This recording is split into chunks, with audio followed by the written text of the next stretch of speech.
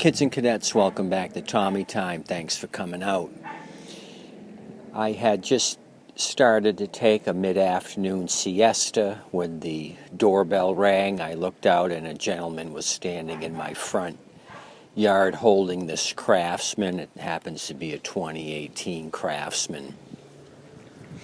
So I went out. He said, "Do you speak Spanish?" I said no, so he used an app on his phone to communicate. He asked if I could look at it, and I told him I could.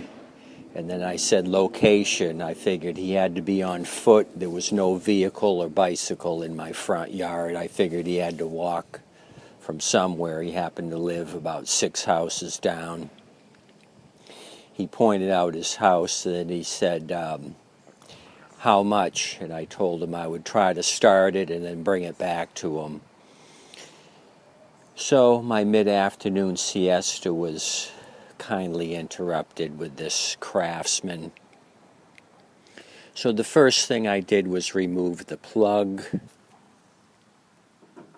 And it appears it has the original Craftsman plug. I kind of recognize their numbering system. 3 digits and then 5 numbers after that with a letter. So I thought I might have had a plug issue. I tried this and I didn't get any spark. I went to a home light blower with the head off of it, and I stole the Champion plug, and I had no spark with this one either. Issue was I wasn't getting a good ground here on the block. I went back to the original Craftsman plug and was able to make a better contact. So we do have spark on this one and the Champion. I checked that. So I knew we had spark. I wanted to continue with fuel. And I kind of learned my lesson with the Echo hedge trimmer that I recently worked on.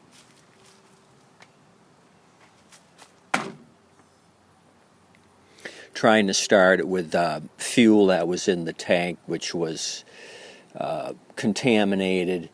So I messed around a lot with this thing trying to start it with bad fuel. I was not going to let that happen to me again on this 2018 Craftsman made by MTD in Mexico. So I poured the fuel out, and it appears it's quite clear.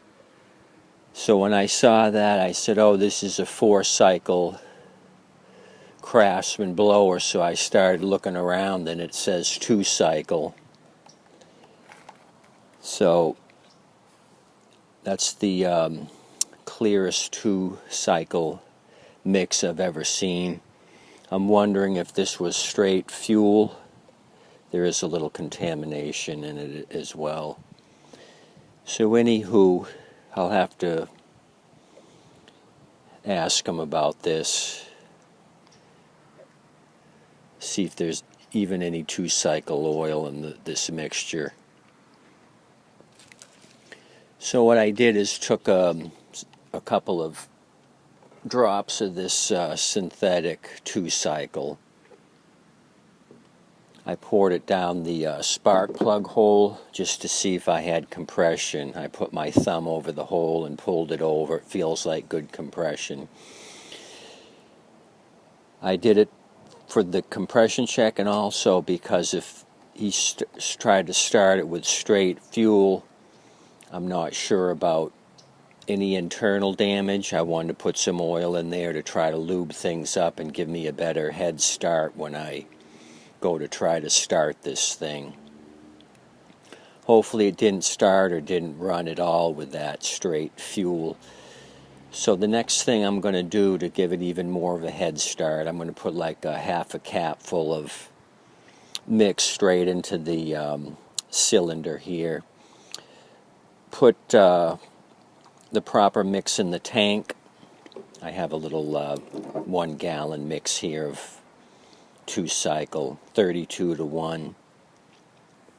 is what I'm using lately. I know Echo's call for 50 to 1. The 32 just makes it a little more smoky, more lubrication. You just change plugs more often. So let me put a little fuel oil mixture into the cylinder and see what this thing will do or won't do. I'm not going to spend a heck of a lot of time on it. I'm not going to rebuild it if I can't get it going in a reasonable amount of time. It's going back down the street.